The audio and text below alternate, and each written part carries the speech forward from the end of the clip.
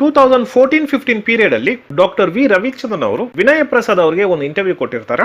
ಆಗ ಅಪೂರ್ವ cinema production ಅಲ್ಲಿ ಇದೆ. ವಿನಯ ಪ್ರಸಾದ್ ಅವರು ಈ ಸಿನಿಮಾ ಹೆಂಗ್ ನಡೀತಾ ಇದೆ ಅಂತ ಕೇಳುವಾಗ, ಖಂಡಿತ ಈ ಸಿನಿಮಾ ಒಂದು ದೊಡ್ಡ ಬ್ಲಾಕ್ ಬಸ್ಟರ್ ಸಿನಿಮಾ ಆಗುತ್ತೆ. ಅದು ಮಾತ್ರ ಅಲ್ಲ, ಕನ್ನಡ ಚಿತ್ರರಂಗಕ್ಕೆ ಎಷ್ಟು ದೊಡ್ಡ ಮಾರ್ಕೆಟ್ ಇದೆ ಅಂತ ನನಗೆ ಗೊತ್ತು.